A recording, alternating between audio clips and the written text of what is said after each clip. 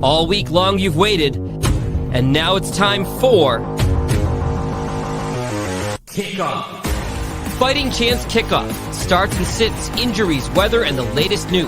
No hot takes, no BS, just the information you need to crush your competition. It's Fighting Chance Kickoff with Kevin Tompkins and Gary Haddow.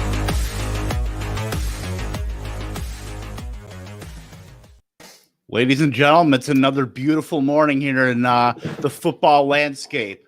Welcome to Fighting Chance Kickoff. I am Kevin Tompkins of FightingChanceFantasy.com. Of course, I have Gary to my right. Gary, how you doing, my friend? I'm doing fantastic. Trying to make it through another fun day and living in Austin, Texas with these allergies, which if you don't know, it's like world renowned how bad the allergies are in Austin. So they kick my ass every September, but I'm here pushing through. Excited for it. Damn right. I love it. I love it. So let's get right into the thick of things here. So the main thing, we have a lot of high-end injuries, not even just guys that, you can kind of avoid. There's a lot of landmines here. So let's get into, the big news, a lot of big news. George Kittle, we figured he was going to be out, but we did get confirmation yesterday.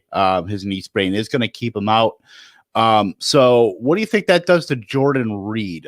From what I've been seeing, he was on a bit of a snap count last week.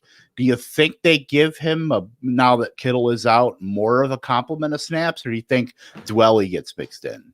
Yeah, I do think it'll be Reed. He had familiarity with the Shanahan system, and so that was something that was definitely a positive in bringing someone in with his skill set. Everyone knows that Jordan Reed is pretty close to an elite tight end when he's healthy, but his concussion history, to be honest, I actually don't think he should be playing, but hey, that's not my, if he's going to play, that's my job, and he can decide elsewise. But I am looking forward to it. Brandon Ayuk's going to be back in the lineup, their rookie first rounder, but it's going to be his first game. He's still going to be learning. He's coming off of a hamstring pull. So yeah, I actually think Reed and McKinnon are the biggest beneficiaries of Kittle being out. Yeah, I do agree. Certainly Ayuk will get, I hope he has a good game starting out, and he could certainly use it. In the San Francisco passing game, could certainly use it too. If you're just joining us too, send us your start sit questions too. We'll certainly be able to answer everything we can, at least on the stream here, and then if we have to, we'll get back to you with those answers. So we really appreciate you joining us here. We'll keep it going here. We have a lot more with AJ Brown. He has a bone bruise in his knee, so he will not suit up. So Corey Davis was also questionable, but he should be playing. How confident are you in the resurgence of Corey Davis to stick him in your lineup this week? I don't think I could do it. I would rather see him do it once more before I can believe it. You don't have the stomach for it? Yeah, I don't want to just get Sammy Watkins 2019 and where he just blows up and then does nothing. But honestly, AJ Brown being out, they do have pieces and whatnot on that offense. Jonnu, as Andy Hall just said, but even like Adam Humphries is there and Corey Davis, as you said, but it's Jacksonville. If for anybody that doesn't know, Derrick Henry is the Jacksonville Slayer. I mean, he put up like 49 fantasy points last year against them. Like he crushes them every single game, and there's no reason to think he wouldn't now. Speaking of wouldn't know, we'll go to Scotty Miller because we got a question here from our own Jane Baffey from Fighting Chance Fantasy. Let's go with AJ Brown out. Would you start Scotty Miller or Russell Gage in PPR? I'm going to let you answer first because I have a specific answer and I think I know what yours is. It's Scotty Miller for me because I agree. I don't want to touch new age Harry Douglas, aka Russell Gage. I love it. I haven't even thought of it, and I love it. He is Harry Douglas, man. Totally. He can win you weeks if you got him in your lineup if you played him cheap enough. But week to week, I mean, I just don't know if you can trust him because I think I've said this all week that I think him and Hurst are going to be flip-flopping games of viability. So give me Scotty Miller here, and I think he's going to have a really good game. A good boom week. Yeah, I do like both of them, Jane. I think you have good options, but I don't see a way that Scotty Miller isn't involved. I actually dropped him before the game last week. I don't know why, but for some reason I did. I think it was before I knew that Evans was going to be out. And I'm kicking myself for it because he's just going to be, Julian, a cheaper version of Julian Edelman over there. So, and I think that Brady is going to do pretty well with Miller and Evans. So he'll just slide right in there. Gage, man, I hate repeating it, so I apologize. I didn't mean to do this. I completely agree with Kevin that I'm nervous about the Gage versus Hurst situation. So, but Gage means he's been on a tear the last 4 games, but the problem was 2 or 3 of those games last season, he was either out Ridley or out Julio or both. Yeah. Very, very true. And why are we talking about Scotty Miller? Because Chris Godwin was in the concussion protocol this week and will not be playing this week. So that's what's given Scotty Miller that big bump. I'd say that would affect OJ Howard too. I think he gets a bit of a bump too. Yeah, I think he does get a bump, and I've seen this question a bunch on Twitter. And does this give Gronk the bump? Now that you have the old reliable target gone in Godwin, old reliable, they've played 1 game together. Maybe Gronk gets there. So, and this isn't a matchup you can exploit. Panthers probably are one of the bottom 5 defenses, and so I expect Tom Brady to light it up. I'm starting most people in this game, so at least on the Bucs side. Yeah, absolutely.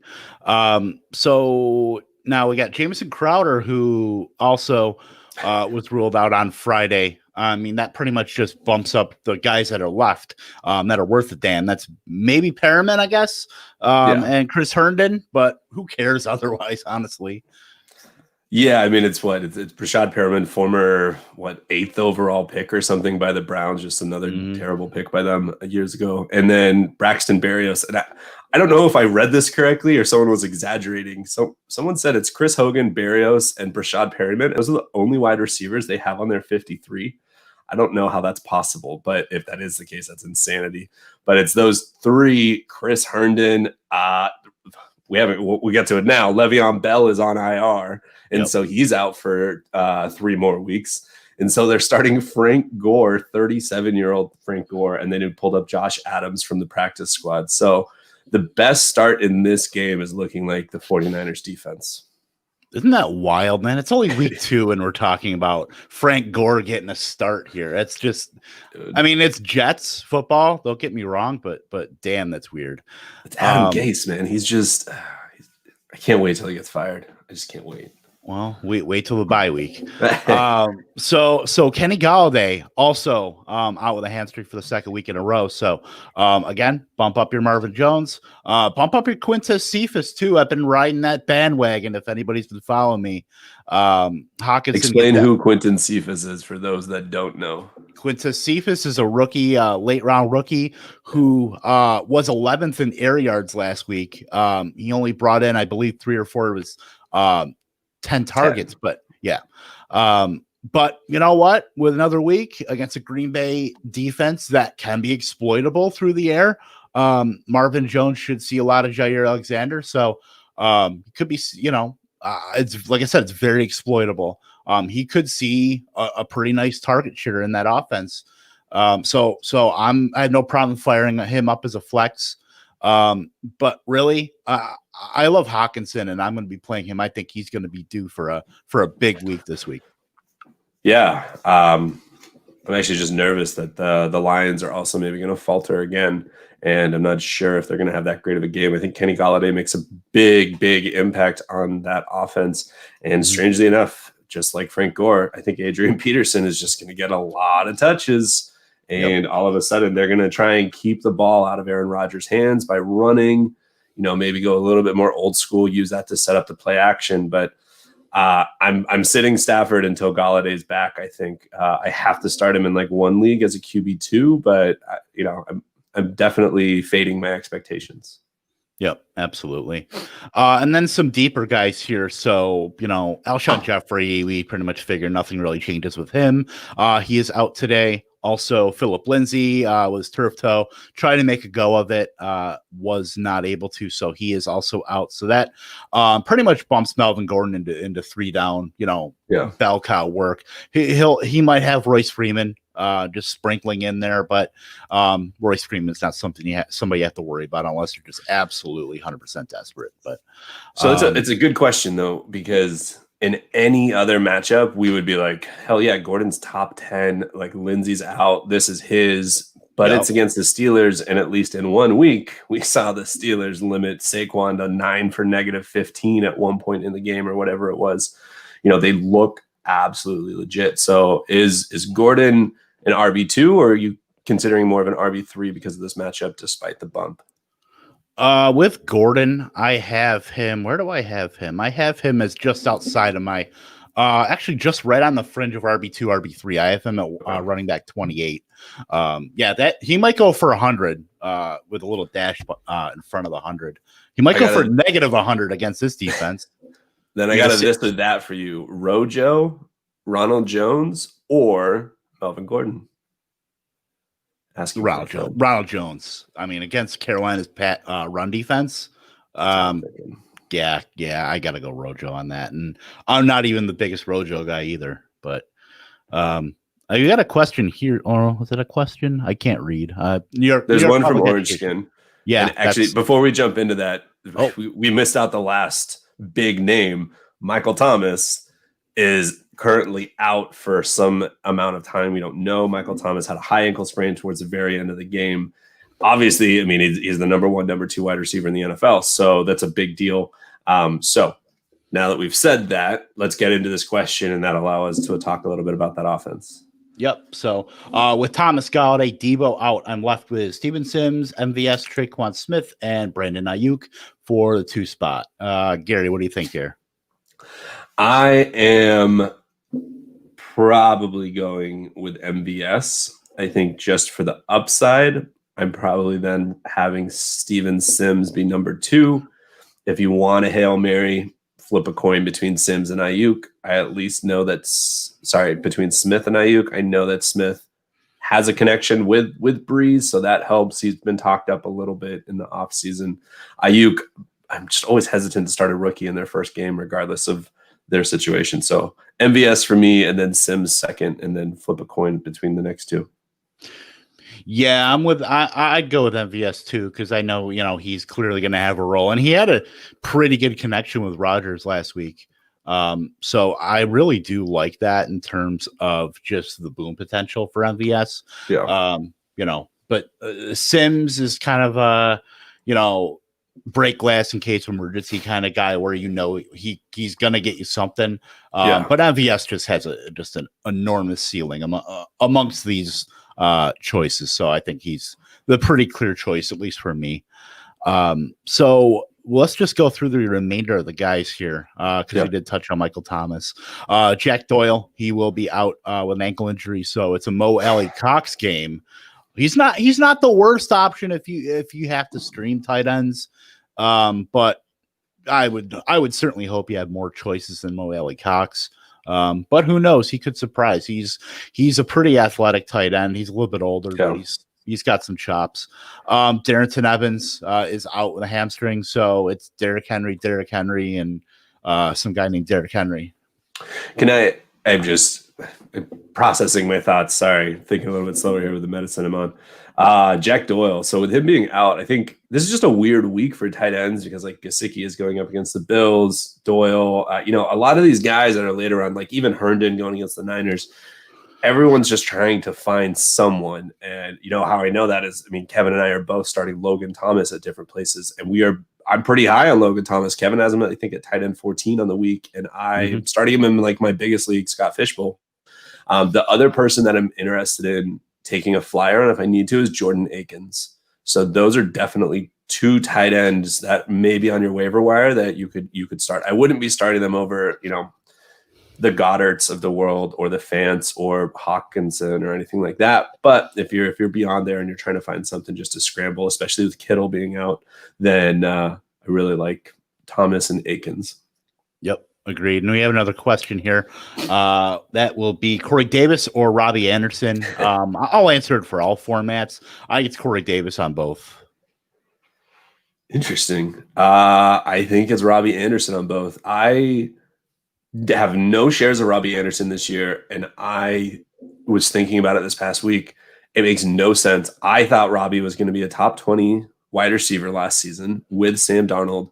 Didn't happen because he got Gase. He is out from under Gase. I honestly just think on a pure talent perspective that Robbie Anderson is a fantastic wide receiver. And I know he got a 75-yard touchdown, which like you can't really, that's a pro and a con because that bumped up his yardage so much. I don't know if we're going to say that the Bucks are going to have an explosion, then like the Panthers have to come back over the top. And, you know, Robbie Anderson is not their one. He will not be facing their top corners by any means. So I would go Anderson. Yeah, I could see the argument for both. As far, I mean, Anderson, you know, if you need to start him, I don't mind him. I just think I really like Corey Davis. You know, hey, didn't you hear? He is this year's Devontae Parker. Who was this year's? I just want to put that out there for everybody, in case you haven't heard. But no, I think just because of the, you know, with AJ Brown out, I think that, I mean, they're going up against Jacksonville. Yeah, they're going to be running the ball a lot. I mean, I would consider Tennessee to be pretty much running, you know, as a lock in about the third quarter. But who knows? Jacksonville's, you know, they were pretty plucky last week against Indianapolis. Yeah. So maybe they make a game of it. And, you know, the passing game in Tennessee, you know, puts a little more out there. So I do like Corey Davis. I think he's going to get volume. Him and Jonnu. If it's going to be anybody, it's going to be either of those two guys. Yep. For me. Totally. Well, we're getting some more questions here, so appreciate it from everybody here. Julian Edelman or Scotty Miller, half PPR? Man, that's funny. I don't even know what Edelman's line was last week. I'm probably going to go Edelman because I like that game so much. I do think they'll both do pretty well, but I think Edelman is the primary wide receiver and just even pass catching asset in that offense. And whereas Scotty could be anywhere from number 2 to number 4. Yeah, absolutely. He was 5 for 57 last week on 7 targets. Okay. So yeah, I'd probably go Edelman too. Just the safety. I mean, I love Scotty Miller, but Edelman, you're going to get those 8 for 89 weeks. I mean, with Cam Newton there, I think, you know, he's got a chance to just he's gonna be his usual self. Just he's gonna do better than 5 for 57 most weeks, I'd say. And if my mouse would stop flipping out, I get to the next question here: Malcolm Brown or David Montgomery? This is my wife's best friend from college. Hi, Tessa. I miss you. And I'm going David Montgomery. I do actually like Malcolm Brown, but David Montgomery against that soft Giants defense. Yeah, that's yeah, go David Montgomery as well. I want to see it 2 weeks in a row from Malcolm Brown. Plus, Akers is going to assert himself at some point. I mean, Malcolm Brown had a really good week last week, but it's the writing's on the wall. You didn't draft a guy in the second, you know, high day 1 or day 2 guy to, you know, just let him sit behind an average talent, Malcolm Brown. I'm sorry. So who's Hurts? Hurts or Herndon? Who's Hurts? I'm not sure actually. We got the big sneak. Who is Hurts? Hurst? Hunter. Oh, Hurst. Okay, yeah, definitely Hurst. Hell yeah, definitely Hurst. Yeah, that's Hayden Hurst. Yeah, that's absolutely Hayden Hurst. I was like Jalen Hurts. Yeah, that threw me for a second too. But yeah, I gotta go. Hayden First world problems here. Yeah, we're gonna go Hayden Hurst. I mean, Herndon, I definitely think he's a high-end tight end too. I think Hurst is we didn't see it, but his actual output. But I mean, he ran the most snaps, I think, of any tight end in the NFL. So I'm going to take him. Yep, absolutely. And someone's got to get bottled up there. You know, that Jets offense is just going to be, oh God, I think I have that game on somewhere here in North Dakota. So that's kind of sad. We're getting some rapid fire stuff here, so let's keep that going. James Conner or Malcolm Brown in a flex in standard league?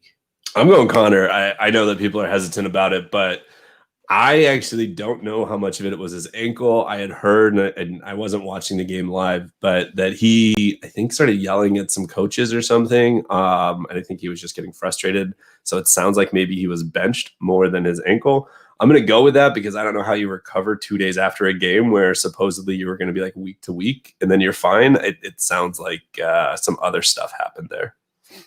Yeah, I agree. I would go Connor there too. I'm not super worried about it. The only thing I'm worried about is his injury. I think Benny Snell will sprinkle in a little bit, but if Connor's on the field, he's going to be playing 15 to 18, carries at least. If you own Snell, do not drop him. He is must own now for the rest of the season. And he looked awesome. And if we think Connor will get injured, hopefully he doesn't. I blew a ton of fab on him in a few leagues, and I'm very comfortable even with Connor now back in. So do not drop Snell. Yeah, he's for me, he's in that priority handcuff range with like Pollard and Madison and Chase Edmonds. Totally. I think he's absolutely in that tier now, based on how he looked in week 1 when he was out there. Because if he gets the job and it's his, and Connor's out for an extended period of time, I think he's a top 15 running back. That's what I think every too. week. I think he's their back of the future. I have him in all my leagues where I can potentially have keepers, just because I think that's him. Anyway, we'll move on before I continue more. Yeah, absolutely. So MVS or Alan Lazard? I want you to answer this because I didn't watch it enough to know. Oh man, that's tough. Because Alan Lazard's I would say he's gonna get way more targets than MVS if you play out the season. But MVS, Florida Lazard, ceiling, Valdez Scantling. It depends on your construction. If you feel like you have enough, safe guys in your lineup, throw MVS in, and hopefully gets you that 3 for 95 and a touchdown. If you need scoring, if you played against Chubb or Burrow or something like that, you need points, go Lazard. But Lazard's going to get more. He's going to get more involved. He only had 4 targets. He caught all 4 of them and got a touchdown. I think he's going to be much more involved going forward too. But the MVS touchdowns are hard to kind of prognosticate, obviously because of the nature. But I think MVS is a very nice. He's a good flex flyer. Yep, totally. Yep. All right, so we're getting some more here. Rojo. Rojo. Yep. Sorry, I totally interrupt you, but Rojo or Fournette? I'm going to go with Rojo. I think that Fournette is probably going to be closer to their third down back, and I think Rojo is going to be their 1-2, and they'll sprinkle in and whatnot. But I actually think that Rojo has earned Bruce Arians' trust, despite the fact that they went out and got Fournette. I think that was more of just a value that they thought they could add to their offense. Yeah, I agree. I don't think, unless injury hits, I don't think Fournette's going to be a big part of the offense. And it's funny because all the stuff that Arians was talking about in the offseason about Rojo, and then they still go out and get Leonard Fournette, but then Rojo is still, the guy. So, yeah, I mean, I think it's really a lot of, people in the industry kind of overthinking. But the tea leaves are out there. I mean, I'm not saying, I told you so or anything like that. But I mean, if a guy's telling you one thing and then he goes out and does it one week, I mean, you kind of have to just kind of read that. And Leonard Fournette is a very poor running back. I mean, I was never taking him where he was going in the 3rd, 4th round, and then, got traded, all this other stuff. So. For sure. Yep. Let's keep it going here. So would you this question. Would you start Logan Thomas ahead of either MVS or Sims? We don't have to start a tight end. Gary. So I'm actually going to start Logan Thomas.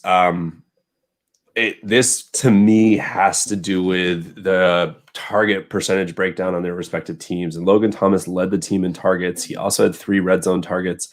MVS is going to be more of the boom. So put him in if you need, there's another question we're going to get to, somebody that played against Chubb or if you played against Hunt, then you need something to boom there. And so go MVS. Sims, he's probably not someone I'm considering. Of course, now he's going to have the biggest of all 3 of these, but Yeah, Logan Thomas, and hopefully he just keeps it going. And all of a sudden, we have our new Darren Waller for 2020.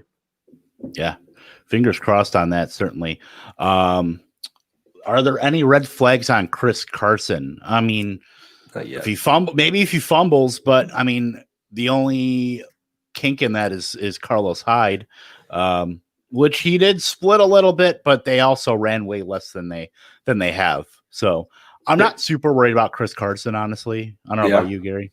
No, there was debate going into the season if Carson was even going to be healthy to start. I think the concerns that people are saying is his snaps. He only had like 47% of snaps or something. And that to me speaks to their concern about his not hip, but easing him back in from that just to make sure that nothing else happens. When you come out of a game fully healthy, they're usually ready to pound the rock and go from there. And it's one of those big games to see, is Pete Carroll letting Russ cook, or is Pete Carroll finally like, let's do different plans so that you have no idea how to, defensively scheme him up until the game starts. Yep.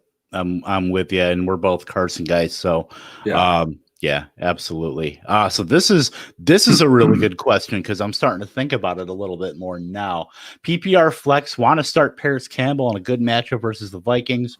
Too risky versus Chark versus Tennessee. So I'm guessing that's the choice, and that's tougher than I would like to admit. I'm going Paris floor and Chark ceiling. If I need to just get a minimum of 10 points, I'm going to go with Paris. And then if I need something more than that, I'm going to go with Chark because, we didn't see Hilton connect with Rivers as much as we would want, and that could be coming. Who knows? But I like the connection I see between Rivers and Paris. So I think it'll happen. Yeah, 100% with you on that. I mean, I was DJ Chark guy. I mean, still am clearly, but Paris Campbell floor because I think he's shown that he's going to be there. Barring injury clearly, but Rivers loves to target the middle of the field. He doesn't have Jack Doyle, so what's the next best option? Paris Campbell. Paris Campbell's going to get just heavily targeted, and we saw just the Vikings corners get absolutely torched, all of them by Green Bay, especially Devontae Adams, but in the slot too. So let's see what else we have here. I really like this question, this trade offer. Keenan Allen and Kenny Galladay for Miles Sanders and Cooper Kupp at a PPR league worth the trade. It's a smash for me. I would way rather have Sanders and Kupp, and I love Kenny Galladay. Love Kenny Galladay. I'm taking Sanders and Kupp all day, whether it's redraft, keeper, or dynasty. I'm taking that.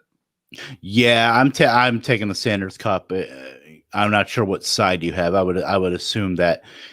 Yeah, I would assume it's the other way, but I would definitely want the Sanders Kupp side in that 100%. Let's see here. So interesting how you interpret that. I always interpret I'm like a trade offer is I'm giving X to receive Y. So I'm assuming he's receiving Sanders and Kupp, but boy, I hope so. That's all I'll say. Yeah. And Crimson Wolf, thank you very much for the we've followed each other and chatted for years now, I believe. It's funny how Twitter works. You have just people that you see on the timeline and you smile and you've been friends with them, obviously, so many. That's why Twitter's great, honestly. People want to give it so much crap for all the negative stuff, but I met my girlfriend on Twitter, so boom, there you go. And your co-host. Yeah, other way. I don't know directions. You're good. It's cool. This isn't a Cardinal Direction podcast. Antonio Gibson or DJ Chark in a flex. It's Chark. Easy. Yeah, it's Chark. Gibson for me is I'm looking forward to this week. The all 22 that I saw on Twitter of him it looks good. I mean, Eagles have a good defensive front, so I'm looking forward to seeing what Gibson can do. But until then, I also think we're low on Chark for the fact that he did 3 for 15 and 1, and he'll have better weeks. Yep, agreed. And he's getting Kupp and Sanders, so dude, smash that right now. Like, what do you do? Go, like right now, go. Yeah. I mean, don't click off the screen, but go and accept that trade. So I got a few more here that we've gotten from yesterday. and the day before. So I'll dip into these here. Pick one: Traquan Smith, Scotty Miller, or Preston Williams. Scotty Miller. Not at this point. I'm very, very heavily Scotty Miller. Yeah, I think Scotty Miller's a smash there. Tight end premium: Jonnu Smith, Jerry Jeudy, Quintus Cephas. Oh man, this to me feels like a Cephas. No, Jeudy for the floor. Oh yeah, Sutton's playing. It just was announced that Sutton is in. I always wonder if how much he'll be playing, but he is playing. Man, I want to say Jonnu is definitely the ceiling, and I'm just not sure who the floor is between Cephas or Jeudy. Probably Judy's the floor, just because we don't really know much about Cephas yet. Yeah, but it's tough because I really, if I'd almost go Jonnu Smith here just because of the narrowing of the target distribution. Yeah. But oh man, it's tough. Yeah. So if Sutton is playing, you said he is. Is that just came out? That is a sleeper alert that just came through 16 minutes ago. Okay. Yeah. All right. I see that here. But how he's going to be limited, I would assume. With I would have to assume. So I think we'll both just say Jonnu since we're both leaning there. We'll go with that. Yeah, I agree. So we got another question here. Starting Ingram over J.K. Snell and Fournette in full PPR, yes? Definitely over Snell and Fournette. I mean, you're really flipping a coin here. I have a personal feeling that this is going to be an Ingram game, despite the fact that Dobbins is like my ride or die for the season. I think that I'm blanking on their OC's name, Greg Roman, that Greg Roman is intentionally doing this whole like, hey, we're just going to play whoever we want. It's going to change week to week. And all of a sudden, I think this will be an Ingram game. Yeah, I would have to agree. Certainly, I think J.K. Dobbins is at some point is going to, we already saw it's week 2 and we're already talking about this here. It's crazy because I thought this would be more of a week 7, week 8 kind of thing where now we're really starting to get that transition between, Ingram to Dobbins. But, I would go Ingram too. I think he's much safer right now than you obviously can't bank on the 2 touchdowns, being in every occurrence, even 1 touchdown. I think you got to go Ingram here. I think they're going to get plenty of volume there. And if Dobbins hits this week, we officially are swapping. Dobbins is going to be the primary if he hits this week, but it's only 1 week. I honestly believe that in a game that's a blowout, if I'm the OC, I'm like, let's give the rookie some chances. Let's see if he can convert them. Let's see if he can get the red zone, blah, blah, blah. Like there's no reason not to. And then now, okay, let's reset. It's week 2 and let's see how this game goes and we'll get back to normal. Yeah. I just want to see if they're playing like even snaps. It's over. It's over for Ingram. I mean, not over. I think he would still have a little bit of a floor. He'll still be involved, but it's the this week Dobbins, it's Ingram, but starting next week it'll be the Dobbins as the 1A. Yeah, and that's our hope. Yeah, and if you're rostering Ingram, I would see what you can get for him, honestly, because you just don't know with the timeline and how these rookies are just kind of getting sprinkled in here. It could be an any week kind of thing for Dobbins to pretty much take over this backfield with the talent he has. So I would certainly shop him around and hopefully you can get something for him, even if it's 75 cents on the dollar, even if you're maybe losing on the front of that. I would certainly try to shop him and see what we can get, because it's better than basically just dropping him on the waiver wire and then getting nothing for him, and then it's whatever. Logan Thomas or Hayden Hurst in standard? Yeah, I'm struggling with this. I think that the default answer is Hurst, just because we don't want to overreact to 1 week. But then like the flip side of that is like, well, that 1 week we saw what Thomas did, we saw what Hurst didn't do. I'm gonna go with Hurst. I would have the same question, and I would probably be asking Kevin to make the decision for me. So let's ask Kevin to make the decision for both of us. Yeah, I'd probably go Hurst too. I think I think you can get it's much safer to me than Logan Thomas, even though Logan Thomas has the higher ceiling. Yeah. Just by sheer volume of that game, Atlanta and Dallas, I think there's going to be something for everybody in that game versus, Arizona. I mean, then that's the other wrinkle too, is because Arizona is so bad against the tight end position. So, is Logan Thomas going to be that number 2 receiver with McLaurin? That's the thing too. And how much volume can you reasonably expect in that passing game? That's why this is such a tough question. But that's going to lead me back to Hurst. And I disagree that the Cardinals are terrible at tight end. I agree that the Cardinals were terrible at tight end. Historically, and we have yet to see Isaiah. God, I always mess up his name. Simmons. Yeah, I think makes a difference, as everyone says, but also just their defense in a whole looked better last week. So. Yeah, it did. Agreed. I'm actually playing them in a bunch of Actually, they are my defense in every DFS lineup I'm playing. Yeah. So let's go to need 3 full point PPR: Gallup, A-Rob, Chark, and Brown. Everybody but John Brown, right? Whew. I was going to say, do you say everybody but Chark? I mean, do you start everyone but Chark? It's definitely Gallup and A-Rob. We know that for certain. Yeah. I'm probably going to go with Chark because they're. Remember they don't have a Dory Jackson either. Yeah, and John Brown's going to either be getting Byron Jones or Xavier Howard, and they're both awesome, and they should be kicking ass that game and probably lean on the run a little bit more. But yeah, this is one of those where I'm not confident in that it's Chark over John Brown, but I think we both would agree that that's at least the right play from here. From this point. Yeah, exactly. Dallas or New Orleans? New Orleans for me. I mean, yeah, New Orleans should be a top 5, top 8 defense this week. Yeah, Dallas is probably going to give up about at least 30. I think that's pretty safe. Yeah, honestly. I'd be smashing New Orleans there. I don't know who I would sit the Saints against. The Chiefs, the Ravens. I don't really know besides that. You get 2 Falcons matchups, possibly. They crushed down the Falcons before. Yeah. That's another thing too. That's tough. I mean, I haven't really looked at their schedule, but yeah. I don't think there's any, even the top teams. I don't know who else they play, but geez, I don't know if I'd sit them versus anybody. Okay, here we go. Here's one for you. Ronald Jones, or this is PPR. Ronald Jones or Raheem Mostert? Whew. I think Raheem's top 15, but I think that Rojo's close.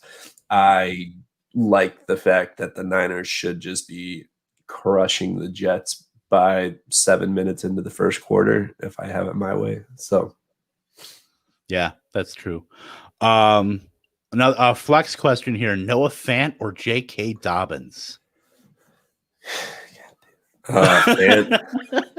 Tell us how you really feel. I hate starting tight ends, a second tight end in my flex, especially when it's a tight end that had a good week 1, because then you're just like, oh, is he just that good? Or Sutton wasn't there, and they're also playing against the Steelers versus Dobbins is playing against the Texans. So I'm gonna say Fant. I want it to be Dobbins, but I'm gonna go Fant. Yeah, this is a question where if you ask us in week 6, it'll probably be a slam dunk Dobbins.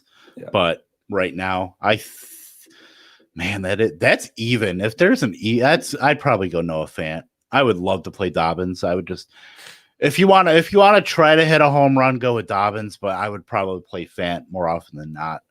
If you start down, I will be there with you, and if Dobbins does anything, I will be screaming and high fiving you virtually and in reality. It will just be me as a face palm. That'll just be me be like, what the hell were you thinking, dude? Really? So would you play the Titans defense over the Saints and Moss over Robbie Anderson? I would not play the Titans defense over the Saints. No, I wouldn't either. I don't mind playing the Titans defense, but again, I don't see any reason to not ever to bench the Saints. They have the capacity to not only converge but also have sacks. I mean, they're really good defense from top to bottom. the Titans never really like just come out and stomp somebody and then have like 8 sacks and 2 interceptions in a fumble return for it. It's always death by 1,000 cuts for the Titans. They just grind it out, no flashy plays. They just get it done. But the Saints, they have that upside. So I'm not, I'm not taking anybody over the Saints. And then Zach Moss or Robbie Anderson for half PPR. Zach Moss. I think that he'll get a good amount of run. I was just looking at if anybody was a Roto World app fan or NBC Sports app, that's now gone. I have now switched using the Fantasy Life app, and they have a lot of updates. I highly do recommend it. Not a sponsor. And they also put in there that Robbie Anderson had a bonus, a plus cornerback matchup. That's kind of one of the weaknesses of the Bucs. So I think you have 2 good starts here. I like Anderson and I like Zach Moss, but I'm going to go with Zach Moss just for more of the guaranteed touches. Yeah, very fair. James Robinson or Mark Ingram? I mean, I got to go with Ingram. I don't know if I can start Robinson that high yet. No, I'd probably tank Ingram too, but I mean, James, they showed a bunch of, they showed a lot of loyalty to James Robinson. They show, there's not going to be anybody else behind him unless, maybe Armstead comes back. But geez, I think they're showing a lot of, like I said, it's the morning. What the hell are you going to do? Robbie Anderson or Anthony Miller?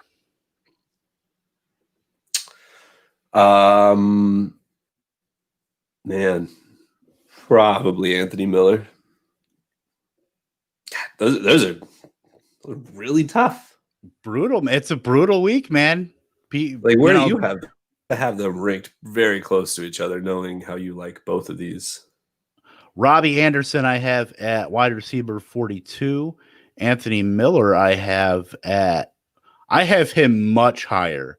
I have him at wide receiver 22. Oh, yeah, never mind. Man, you're all right. Anthony Miller it is. And I think Kevin's high on Trubisky, and I think we both are. He showed up last week and he gets to play the Giants, and I think that Daniel Jones will be putting up points. So he's playing against a 4th-round rookie in the slot too. So I mean, ball game. That's Anthony Miller. I have him over Fuller and Gallup today. So that shows you how I feel about him. Well, let me interject since you said Fuller. In a 0.5 PPR, would you play? I need to pick 2. It's for me. Fuller, Deontay, or Slayton, and starting Roethlisberger at QB. Fuller. Okay, so you need how many? I need 2 of Fuller, Deontay, and Slayton. So Deontay Johnson, Darius Slayton for anybody that's okay. So Fuller, clearly. Yeah. Slayton and Johnson are toss-ups for me, honestly. I'd probably go Slayton. I'd go Slayton, honestly. Why, you got Johnson in there? I have Johnson in there, but Roethlisberger is your quarterback? And I have Connor. So I've just been kind of doing their stack just to see if I can get them to hit. But I get it. Man, I don't know. Both are good options. They're ranked close. In my rankings, I have Slayton 33, Johnson 35. It's a toss up for me between the two. So we got another question in here. Eric Ebron or OJ Howard in PPR? OJ Howard. I think as much as Ebron's getting good hype from the Steelers, OJ Howard, even if he only got the touchdown, he caught the touchdown, and Godwin's not going to be there. So I think OJ Howard should be good. Yeah, hype is great, but you got to do it on the field. Ebron didn't really do much last week. Give me OJ Howard. He's going to be playing the majority of snaps there, and I think he's going to get a bit of a bump today with Godwin out. So go OJ Howard certainly. Let's see here: Brandon Ayuk or Steven Sims. Don't make me say Steven Sims, but that's the answer. I need to see what Ayuk's going to do. He should be awesome. We could definitely be regretting it when he takes 2 to the house, but Steven Sims. Yeah, I'm with you here. Here's another. Here's one: Brashad Perryman or DeAndre Swift in the flex. Swift. I think that they're going to give Swift a chance just to be like, hey, we still have faith in you. I know that you lost us the game, or at least did not win us the game with that drop, but he had a touchdown earlier, and I think, man, how crazy is it? Just how fast carry on is just like a complete afterthought. He's a drop right now. Yeah, it's insane.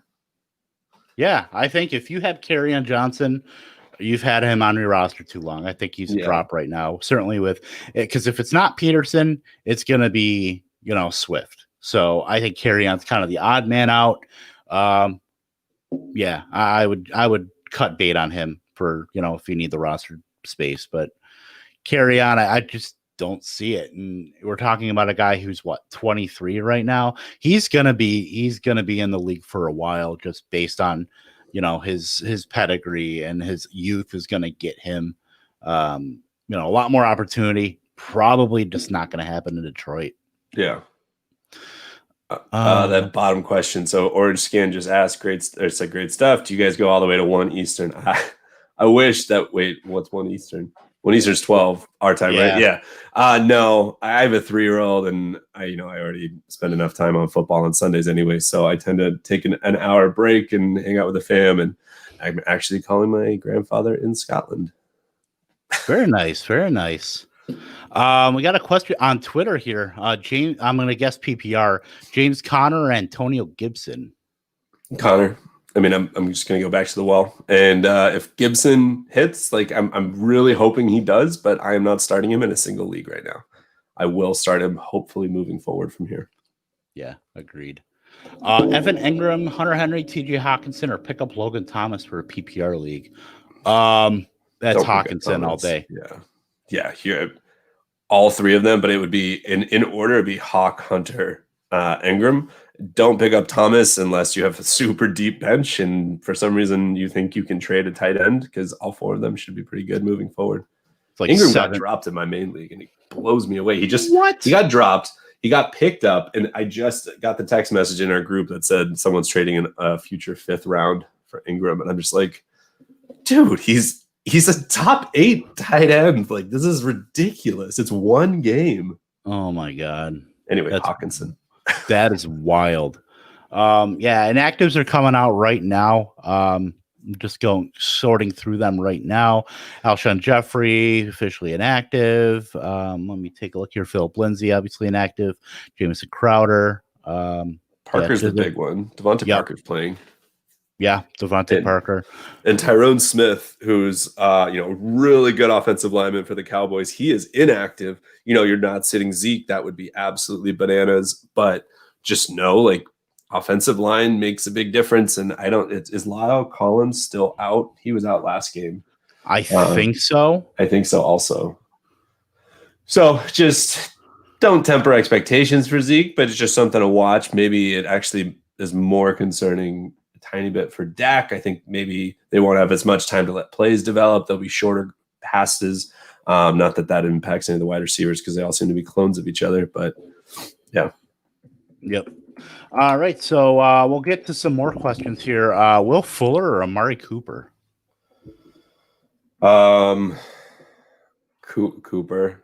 I think it has to be Cooper. I really want it to be Fuller, but the matchup against if Marlon Humphreys is on Will Fuller, God, that's gonna be so tough for him. Yeah, that's definitely tough. Let's take a look here. I got one for you. Yeah, go ahead. And this is it's an interesting debate for week 2 of the season already. Is 0.5 PPR. Do you go Paris Hilton or Paris Campbell or T.Y. Hilton? Paris Hilton, easy. Yeah, I love Paris. Yeah, of course. But so for Paris Campbell or T.Y. Hilton? Man, that's tough too. I think both are going to have a really good game. You said tough too, as if damn it, Paris Hilton was already hard enough, and now we have. I know, Paris right? Campbell or T.Y. Hilton. Who's that girl that was in the that show with her? Nicole Richie. There we go. I was like, there's no choice between those two. Yeah. We'll move on from that.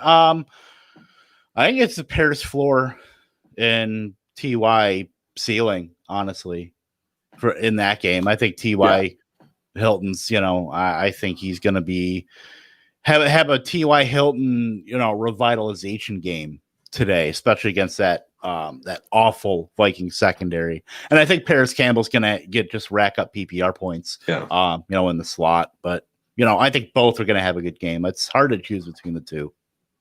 And that's exactly, I pretty much said Campbell floor, Hilton ceiling. So perfect. Interesting. Where was the one I had? CeeDee Lamb or Deshaun Jackson? CeeDee Lamb. When Peterson came out and said that they were gonna have Djax on a snap count, I was like, what? Like, why did no one do this? Like, kudos to you for not telling us beforehand, but like that sucks. And then Rager looks awesome, and Kevin, both of you and I are super high on Djax, throughout most of our leagues as a back end draft pick. And I CeeDee Lamb looks legit, and this it sounds like this is going to be a blow up game where everyone's scoring a lot of points between Dallas and Atlanta. Yep, absolutely. Let's take a look here. Scotty Miller or Christian Kirk? Scotty Miller. I know that you're on your Christian Kirk probably is doing better, but I just think that he's just been down, and I think he's just got a stink about him. I think he's gonna do well in this offense. I think too many people are kind of sleeping on him, but you know what? I'm happy to be wrong if Kirk just falls off the map, but I don't think that he's going to fall off the map. Not in that offense. I don't think Larry Fitzgerald's going to hold him back. But those are two different things. Like, how is he going to do on the offense over the course of the season and long term? And then how is he going to do this week compared to a specific player of Scotty Miller with Chris Godwin out? I'm get you, with guaranteed touches. I get it. I understand it. No, it's Scotty Miller. Scotty Miller, but you hope you're wrong. God, I hope I'm wrong. Hey, then everyone's a winner. Exactly. Got to hedge your bet somewhere. Pick one out of these three: Austin Eckler, Aaron Jones, or Miles Sanders. Someone on RB robust. But why only one? I don't know. Whatever. I'm going to go with Jones for the league. Yeah. Jones for the floor, Sanders for the upside, and I'm not going to put Eckler out of those three. Yeah, I would go Aaron Jones as well. As much as I have a little bit of trepidation with Miles Sanders. We know how those soft tissue injuries can just pick right back up, and then he's out for another 3-4 weeks just for precaution. And then Eckler, I think Eckler will be fine with his PPR stuff. I don't think that he's going to be, I think people made a big deal about him getting one target last week. Yeah. So I don't think that's really anything that you have to worry about. But I would still go with Aaron Jones here, certainly. I'm taking a look at some more of these here. There's a question in the chat right now. What's Michael Thomas's trade value? He's a trade target for me. He's a massive trade target. If anybody is low on him, then hell yeah, try and go get him. It's going to be hard probably to pry him from anyone regardless. Reports are already saying like he could be back next week. I hope that they don't. I don't think that they need to, but yeah, if he's on your roster, he's a definite hold. I'm not letting anybody get him for pennies on the dollar from me. But if you're needing a wide receiver and you want to, obviously shoot for the moon, I don't think you can go wrong floating out maybe somebody like an Austin Eckler and a receiver and seeing if that guy bites. Maybe an Eckler and like a Darius Slayton or something like. I'm trying to think of guys here, like a CeeDee Lamb or somebody in that kind of tier who had a good week or should have good weeks in the future. Like that, somebody you can kind of prognosticate. Pair him with an Austin Eckler who's a second-round pick, and I think you'd be able to get Michael Thomas from somebody who's worried more often than not. So yeah, certainly if you have them, hold them. If you don't, I try to get them. Stash them, and then you're good to go. The good team to go after that's a Thomas owner is the team that went 0-1. They lost last week. They didn't have a good outing because for whatever reason, maybe they even just had some injuries and they're freaking out that they are going to start 0-2 or 0-3 if Thomas is out. Though that's the team where you could go, especially if you have a roster where you think you won last week, you have a good chance to win this week. Getting Thomas and giving up a couple lesser pieces would be a huge benefit. I think just if you want to click on it, the offer that was made for, it was Bell, Odell, and Boyd for Thomas. There's no chance I would accept that. Usually anytime it's going to be a 3-for-1, the person getting the 3 is usually getting screwed. And Bell right now looks like one of the biggest losers in the entire season so far. Yeah, I'd be inclined to agree there. Because I would be more inclined to trade somebody that, should bounce back like a guy like Eckler. I'm trying to think of other guys. Maybe. Well, no, I wouldn't go that far. I was going to say DJ Moore, but I wouldn't go that far. Maybe. Let me look at the running backs here. Maybe a Joe Mixon. Maybe a Joe Mixon, and then like a mid to upper tier receiver. Pair those two together. But going 3, it's really tough to kind of get fair value because I would take the talent in that case. And Michael Thomas, I wouldn't take the 3. Yeah. But all right, so we're going through more questions, but really we did want to talk about the weather, but the weather is good everywhere. Yeah, a little bit of rain in Florida. That's it. Yeah, so nothing that's really going to affect anybody here, with the exception of the Sunday night game, which is like not weather, it's climate, and that's the fires and the smoke that's in in Seattle. So we'll just kind of have to monitor that. I don't think that the game's going to get canceled. I know that MLB moved a game, but I don't think the NFL is really going to be able to ever do that. So just know that that's something to monitor. I don't know if that would impact the guys, but I don't know. I don't even know what the hell to make of it because they're professional athletes. I don't know. Exactly. Michael Gallup or Sammy Watkins? Gallup. I wasn't even thinking about it. My wife texted me. Gallup. Watkins, I don't even feel comfortable starting him. Disregard the narrative of, week 2, he disappears after blowing up week 1. I don't care about that. I'm as narrative driven as I am when it comes to football. I don't believe in the historical stuff. Like, it's a new season. Let's see what happens. Watkins has come on really strong the last 4 games, including the playoffs that they've played. My concern is that they're going up against Casey Hayward, and I can't think who. It's not Jason Verrett anymore because he's on the Niners, but the other corner for the Desmond King. Desmond King, Harris. yes. Okay. And Chris Harris. So that's more my concern. Yep. Ronald Jones or Nyheim Hines? PPR. Jones. I gotta go Rojo. I don't know. I think it's Jones for the touchdown upside. Man, I almost said Jones for the floor. Then I was like, isn't Hines the floor? So I'm going Jones. Hines is the floor guy. So it's kind of wild, honestly. Let's see here. Terry McLaurin or Ronald Jones?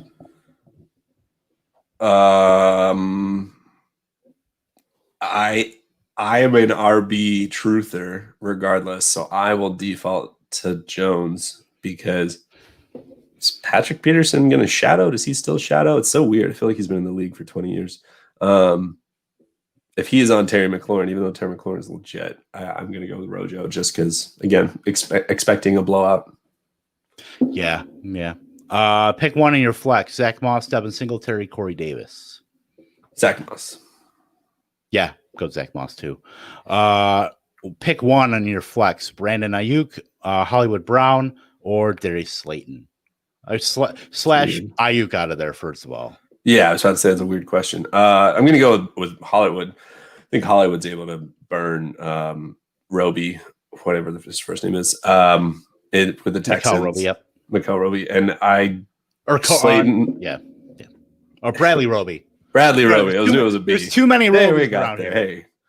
Hey. 2 half brains make a whole. I'm nervous about Slayton, as I've asked my own personal question, and I'm not sure if I'm even starting him still. I need to figure that out in the next hour. Oh, here's one. Tariq Cohen or Devin Singletary? PPR. Do you make sure to target your toy after you just paid him? That's my my thinking about Tariq Cohen, especially if you just paid Cohen while there is an active dispute with Allen Robinson. I feel like you have to use him, right? I'm gonna go with Cohen here. Yeah, dude. Ryan Pace needs to get fired. Like, it needs to be Adam Gase and then Ryan Pace. I would be so happy. Okay. Watch them both end up in the same spot in 2 years. Let's see here. Looking DeAndre Swift, Zach Moss, or Mark Ingram, and then I have one more, and then we'll wrap it up. I'm gonna put those in ranked order of Ingram, Moss, Swift.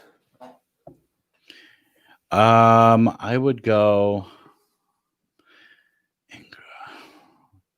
Ingram, Moss, Swift, but Moss and Ingram are pretty close for me. Axel had another question here. Yeah, we'll wrap it up with this one here. So Nyheim Hines or Josh Kelly? Gotta go with Nyheim Hines.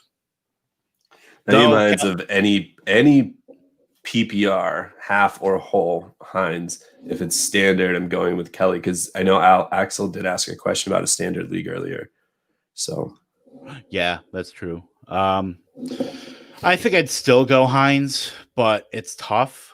It's just I hope this role for Kelly continues. That's the only thing that I'm a little bit worried about. And then I'm worried about Hines too, because how much of that's just a great week one, and now, if he shits the bed, now we're talking about a guy who, if you had him, I would have traded him, on like Tuesday, if I had Nyheim Hines.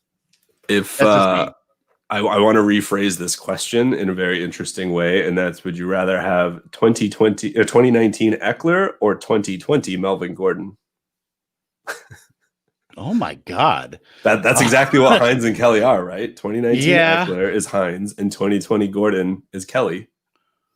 I don't know if that's fair. 2019 Hines. Kelly. That's what I want to be. I mean, 2019 Melvin Gordon. I made a really, really good observation and I messed it up, but whatever. You get what I'm saying. I think one's just the pass catching back for Rivers now, and the other one's now the bigger back for Eckler now for the Chargers. So yeah. Let's go with Hines and wait and see what Kelly does again. And if they're going against the Chargers, this could very easily be an Eckler game. Yeah, I agree. They're going against the Chiefs. They are the Chargers. Yeah, I gotta stop taking. Yeah, it's my. I have Sudafed in my system for my allergies. It's like the only thing that ever makes me feel better when I have allergy issues. Well, good thing that was the last one, right, Gary? Yes, definitely. All right, and on that note, here comes my 3-year-old. So. All right. Well, we're going to wrap this up here. So if you have any start-sit questions, bring them to us on Twitter. I'm at KTompkinsII. Gary is at GaryHeadout1. So bring those questions to us. We'll certainly answer them. But for those of you who submitted and were with us, thank you so much for tuning in to Fighting Chance Kickoff here. Good luck this week, and we'll see you next time. We'll see you next Sunday. See you guys. Thank you. Thank you.